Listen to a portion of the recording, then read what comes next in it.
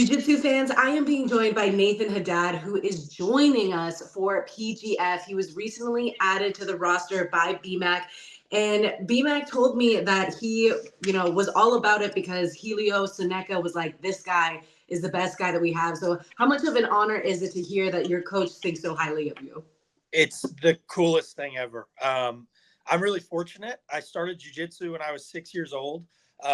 My dad opened up a gym here in Louisville, Kentucky, and we got Seneca over here probably when I was 7 or 8. So my jiu-jitsu career, really from white belt to black belt, was all through Seneca. And I mean, he literally lived in the gym. He was a full-time coach. So I'm really fortunate to where not only did I have him as the oversight, I mean, he was my daily instructor. So yeah, it's been the best having him, the guidance from him. And he has ties to Gracie Barra, so I'm assuming that you might have a preference on who you want your coach to be, or am I wrong there? I have a couple ideas of who I'd like. I mean, I grew up hearing stories about Seneca training with Hodger and, the family and all that. So there's a little bit of ties there that would be pretty cool. And when you're looking at the PGF roster, who do you think is going to be the highest bidded fighter? That's a good question. I know they've talked a lot. I've seen some other people talking about, Andy Varela, PJ, you got Elijah Carlton. Those three guys seem like they probably have the most experience, especially Elijah having the most experience in the rule set. But then you start bringing in these other guys like Hanato Canuto, and it's tough. We're going to have to see. It's going to be interesting. And is there anyone on the PGF roster that you feel like isn't getting enough shine that they should be? And you can totally say yourself as well.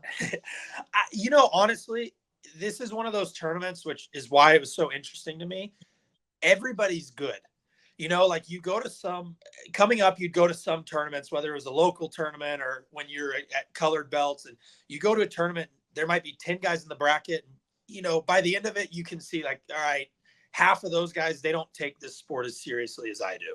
You have the guys that are trying to be professionals and the guy that just do it for fun, which both are cool. But the difference with this tournament is everybody in here is a professional. And so everybody wants that money. Everybody wants to win. Everybody wants their team to win. And I'm sure that just like me, everybody's training super hard. So yeah, if anybody's not getting enough shine, I mean, they should be, because this roster's full of a lot of talent. And have you been kind of just prioritizing the PGF? I know you did ADCC trials on the East Coast, but I don't think I saw you there at the West Coast. So is PGF your priority right now? Yeah, especially with the weight cut. So for East Coast, I did 88 kilos is usually what I compete at. When I did ADCC Chicago, I went down to 83, which was fine. But trying to get down to 77 is a little bit tough for me. And so with the weight class being 175, I knew I'd have to start my weight cut a little bit earlier than most of the other guys that usually compete at 77. And so I didn't want to go to trials and not make 77 and try to compete with the big guys at 88. So I figured I'm just going to push fully for PGF, make sure the weight's good, don't have any issues on the scale, my body's recovered, and I'm fully focused on one. That was kind of the idea. I like that mindset. Are you still like a jiu-jitsu nerd 24/7 watching the ADCC trials, or always doing your own thing? Okay. What did you think about some of the competitors that are also on the PGF roster that competed at West Coast trials this past weekend? They look good. It was kind of cool to see. I know there were a few head-to-head matchups, which was interesting to see. But that's the thing. Like I said before, it's like all these guys are game, and so I knew most of the roster is going to be there, especially any of the guys that can make 77 with ease, I figured would be there. And so, it was cool to watch them go out there and scrap, and, they all did pretty well. So like I said, it's the professionals coming out to play next couple weeks. And I looked at some of your highlights. It looks like you are the type of guy to really fight to get to the back. A lot of awesome slide bys that you do. But for maybe a BJJ casual who's not super familiar with your style, is there any other grappler that you would compare your style to, or just a way that you can summarize your particular grappling style? Yeah, I like to scrap. I mean, I like to go out there and fight. Like, my favorite matches are the ones where it's like we're going at it. I don't like slow pace where I'm just kind of trying to pass and we're trying to play super, inch by inch. I want to go fight. I like the intensity of that. I like hard wrestling. I like hard passing. My whole style, if I could sum it up in one word, is just to go scrap. And do you have a background in wrestling as well? I know you started martial arts when you were super, super young at 6 years old, but did you end up competing in high school at the wrestling level? I did. So as a freshman in high school, I wrestled 4 years through a program here. So wrestled all through high school and thought about wrestling in college, but ended up just coming back to jiu-jitsu, which was the best decision ever. And so it plays really well with my jiu-jitsu because I had those 4 years where I was able to really focus on one aspect. And I'm lucky too, because the gym that I'm at, it's a family owned gym. It's my parents own the gym. And so even as a freshman in high school, right, I couldn't drive. So my mom would pick me up from wrestling practice and we'd just come straight to jiu-jitsu practice. And so even with those 4 years of wrestling, I got to continue my jiu-jitsu, which was always a bonus. I never felt like I left the sport. I got to stay in while I was focusing on the wrestling side of it too. And I thought I saw some photos of you with some MMA gloves too. So it's all martial arts that you're involved with. Yeah, all of it. So I've had 2 amateur MMA fights. Just one of those things. I kind of wanted to test myself and see, I grew up also boxing and doing some kickboxing. And so it was one of those things that was always on the mind. I fell in love with jiu-jitsu early, and I was so fortunate to have Seneca. And it was always in the back of my mind, like, let's see how it goes when it's MMA, which I love that as well. But just jiu-jitsu's been my main priority, and it's kind of shifted back into the main focus as of lately. Well, rightfully so. Jiu-jitsu is definitely bigger than it's ever been before. And I think PGF is really trailblazing a whole new lane as a sports league. So when you look at, the other promotions that you have ADCC, PGF, EBI type style. What do you think is your biggest priority or your biggest goal as a competitor? Good question. I mean, it's interesting to see what the PGF is doing. Like this year, it seems like it's going to change things. Just the hype around it, the media behind it. It seems like it's opening jiu-jitsu up to completely different levels. And I mean, everybody wants to go in ADCC. Everybody wants to be in the big tournament there. But again, going back to why I sat out of this last trials was, you don't know what kind of opportunity this is going to bring, because this is something completely different, and anybody can enter into trials. Anybody can enter and try to go punch their ticket, which is what makes it so exciting. But with this, I mean, there's 20 of us that were selected. And so that makes it a little bit, I don't know, it makes it a little bit more enticing of like, these guys were all selected. So we'll see what happens. So it's a little bit of a shift there. And the PGF is going to be streamed on, or the playoffs at least, is going to be streamed on UFC Fight Pass. So I know your goal is to be one of the top 8 competitors and make it to the playoffs. And how special would it be for you to compete on a platform like UFC Fight Pass? Oh, it'd be amazing. And then I'm sure too, whoever else is in that top 8, they're going to be some studs. So yeah, it would mean a lot. It would be really cool to get to go compete against those guys on that platform, on that stage. Yeah, that would mean a whole lot to me.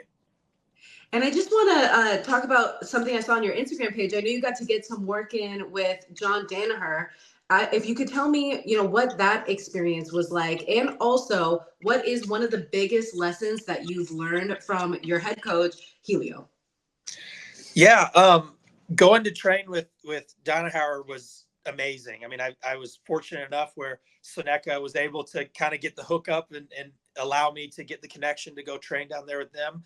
And they treated me great. I learned a whole lot from them. It's a great group of people down there. But going back to Seneca, I think that really the biggest lesson I've learned from him is how to see jiu-jitsu, how to view the sport. Coming up, I would always go train with other teams and coaches, and he'd send me to other places to train, and everybody said the same thing about him, which was he sees jiu-jitsu different. That's what everybody says. He sees it it's like it's different to him. And now as a black belt, I kind of understand what they meant.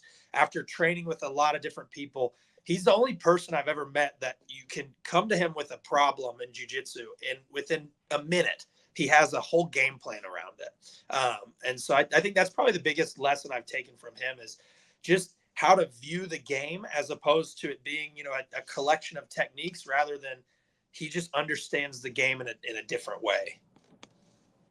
I love that. And I love that you've been aligned with him for so long. Obviously, you've never felt the need to move out of your hometown. I mean, why would you when you have a coach like him, the home gym, and you seem like a very big family guy? I thought I saw in your story, are you guys building some type of house or something? What's going on? Yeah, we are. So we're building we got a 5-acre track and we're going to put a house up there. So be perfect. Have a compound. I'm right off my parents' farm, and so we'll have a compound out there and come back into the gym. It's perfect. It's a great setup. Oh, I love that. I'm originally from Virginia, but I've like made the move to LA. Now I'm in Vegas, so it's always been like so city. But I imagine living in Kentucky and having that peace, and it kind of helps also with the focus of like an athlete. Not so Absolutely. many distractions. There's no distractions. I mean, my life since I was 6 years old has been home, gym, and I'm fortunate enough that this is my full-time job up here now too. So it's literally my entire life. I just get to come up here and work, train, lift, and then go home to some peace and quiet and do it again the next day. And are you coaching at all as well, or are you fully committed as a competitor? No, full-time coaching as well, which has been great. So I coach around 20 classes a week. So I have kids, adults, beginners, advanced students. And I'm lucky enough, again, where since it is jiu-jitsu, especially with the advanced guys, I can train in the same class as them. So, I'll teach a couple fundamentals classes. And then when it's time for me to get my training in, I can train, but also have plenty of extra time to drill and lift and get, my focus in as an athlete. But it's nice because I get to be around jiu-jitsu. I mean, my entire day from 10 a.m. to 10 p.m. I'm around jiu-jitsu, which is awesome. How much would you say that teaching helps your learning of jiu-jitsu? Oh, it makes all the difference. I think that when you teach something, it shows you the intricacies of the technique. And so there were a lot of times when, Seneca would show something and I'd say, oh, that doesn't really work for my game, right? As like a stupid blue belt, like, oh, that doesn't really work for me. But as you learn and you grow, then I'd start teaching that. Because of course, everybody needs to learn this sweep. Everybody needs to learn this pass. And then to teach it, you have to really understand the micro details. And then all of a sudden it's like, this completely works. I just didn't know what I was doing. And so, yeah, having that extra, it keeps me sharp too. And it always forces me to study the game. So even on days where if I'm kind of slipping as an athlete, right, it's like, I'm just unmotivated. I don't know that I want to like do any film study today. Like, nope, you got to stay current because you have a whole team. We have 500 students here. So it's like, we have a small village that the ship needs to be steered. And so it's like, you got to make sure you're on your game and prepping the right way for them. Wow, that is some really important insight, especially I'm a white belt technically. So whenever I was training in the beginning, I would get frustrated when I felt like I had to help the really fresh white belt. And then when I learned a little bit more, I was like, oh, it's actually kind of helpful for me too, to be able to explain things back. So that 100% makes sense. You're very cerebral and inspirational, and I cannot wait to see what you do for the PGF coming up here. Do you have any sponsors, teammates that you want to give a shout out? If so, the floor is yours. Yeah, awesome. I just give a shout out to my whole team, my gym, Core Combat Sports here in Louisville, Kentucky, my coach, Helio Seneca, for really providing me the opportunity and everything with jiu-jitsu. I can't thank him enough. And, just my parents and my family. And then also to my sponsor, Jiu-Jitero. I always appreciate them. They've taken care of me since I was a purple belt. So I'm always grateful for them.